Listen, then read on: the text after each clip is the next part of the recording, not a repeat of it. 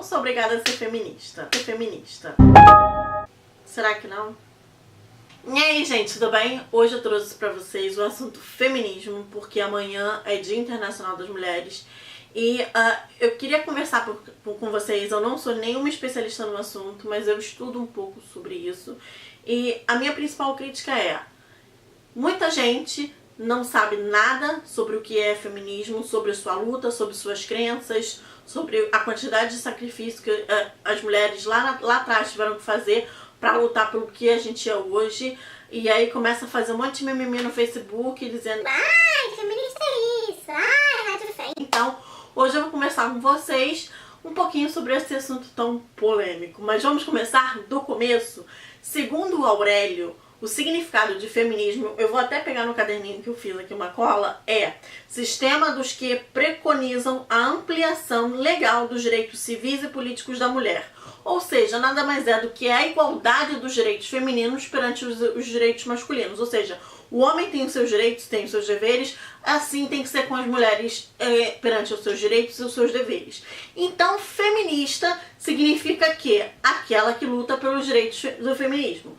E os homens, eles podem ser considerados feministas? Bom, pelo que eu estudo, não. Eles são considerados pró-feministas, ou seja, que são aqueles a favor das feministas. Então, quando você vem com esse papinho de ai, eu não sou obrigada a ser feminista, você está concordando quando os homens ganham um salário tão grande em comparação ao das mulheres e trabalham a mesma carga horária que nós.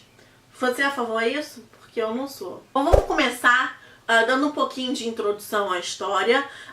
E segundo Rebecca Walker e uma outra escritora que eu não estou conseguindo lembrar o nome, o feminismo ele foi dividido em 3 fases, 3 ondas, 3 momentos. O primeiro momento começou entre o século XVIII e o século XIX, começando com a Revolução Francesa, depois com a Revolução Industrial, muitas mulheres trabalhando na fábrica, trabalhando até mais do que os homens nas fábricas e ganhando muito menos do que eles.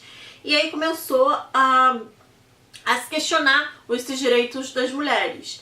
E o primeiro movimento que iniciou o movimento do feminismo foi o sufragismo. Sufrágio significa direito de voto. Então o primeiro movimento sufragista aconteceu na Nova Zelândia. Eu vou pegar aqui a cola porque eu não lembro exatamente a data. Foi em 1893 e 4 anos mais tarde, em 1897, começou a luta no Reino Unido, para vocês terem noção. 1987 foi quando começou a luta. E sabe quando que o Reino Unido pôde votar? Mas somente em 1918 foi permitido o direito de voto pleno às mulheres no Reino Unido. Já que no Brasil, esse direito foi conquistado em 1932. Mas vamos voltar às fases do feminismo?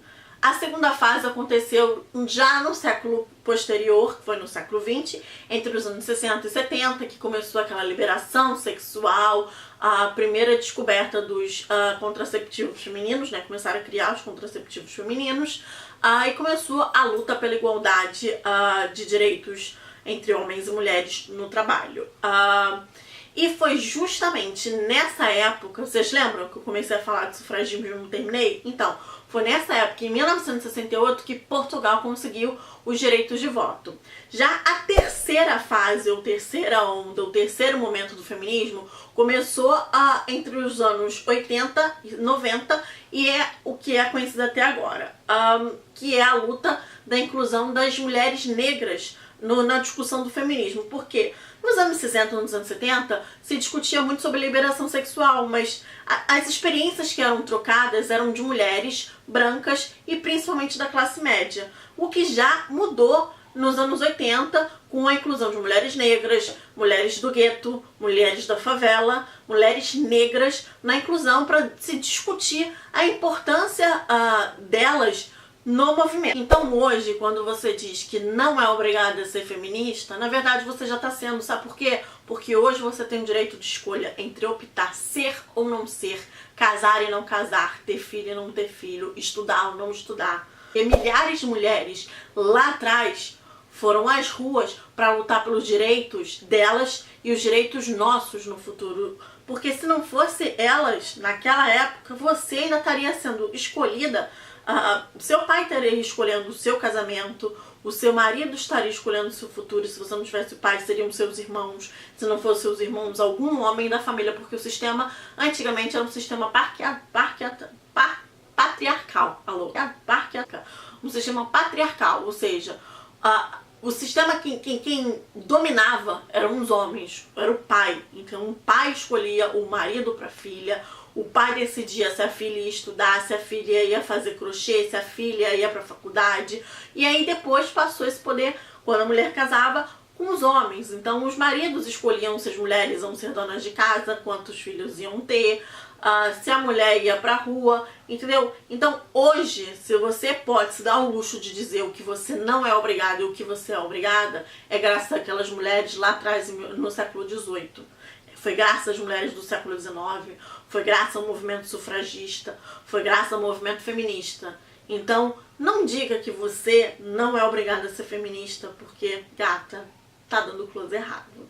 Bom, ninguém tá falando que você tem que ser uma radfem, por exemplo, mas não dá close errado, gata. Por favor, para de defender esse sistema patriarcal, esse sistema machista, misógino, entendeu? De achar que você não é obrigada.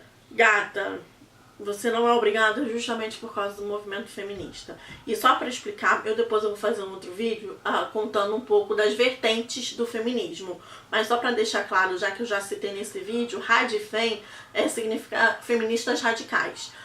E uma excelente explicação para as feministas radicais são que elas não aceitam as transexuais no movimento, tá? As transexuais, elas só aceitam, as feministas radicais só aceitam mulheres que nasceram mulheres, ou seja, as mulheres que nasceram em corpos errados de homens, ou seja, as trans, elas não aceitam no movimento. Mas depois eu vou fazer um outro vídeo explicando um pouquinho dessas vertentes.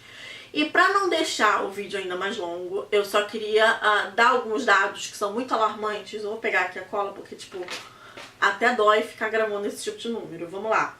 Segundo o Banco Mundial, é mais fácil uma mulher entre 14 e 44 anos ser estuprada do que, por exemplo, sofrer um acidente. A cada 11 minutos, uma mulher é estuprada no Brasil, segundo uma pesquisa feita entre 2014 e 2015. Um levantamento do IPEA, feito com base nos dados de 2011, mostrou que 70% das vítimas de estupro são crianças e adolescentes. Então, olha dentro dos meus olhos, aqui, esses olhinhos aqui com essa pele já suada do calor. Diz pra mim que o feminismo não é necessário. Diz pra mim. Eu queria falar o porquê que as pessoas não são obrigadas a ser feministas, e eu gostaria que as pessoas entendessem um pouquinho do que é esse movimento. E pros machos de plantão que ficam soltando piadinhas no Twitter, no Facebook, do tipo, ai, é feminista até carregar um saco de cimento. Gatos, vou te dar um canal pra vocês conhecerem, é um canal da Paloma Cipriano. Eu vou deixar aqui embaixo no box de informações, eu vou deixar no i, e quem tiver no meu blog, eu vou deixar lá no blog também, pra vocês se inspirarem, porque ela carrega saco de cimento pra caralho e faz vários DIYs de como construir uma própria casa, tá? E pra não deixar o vídeo ainda mais longo, eu queria desejar pra todas as mulheres desse meu Brasil, desse meu mundo, sendo elas cis ou trans, feliz Dia Internacional das Mulheres. Não só hoje, mas como amanhã, como quinta, como sexta, como em abril, como em maio, como em dezembro, como em 2020, 2030, 2050. E a minha esperança é de que até lá as mulheres sejam mais unidas ainda do que já são. Os homens tenham a cabeça mais aberta para esse movimento que não está lutando para ser melhor do que vocês. Está lutando por direitos iguais. Um beijo dessa que nos fala, Natália Aires. Tchau.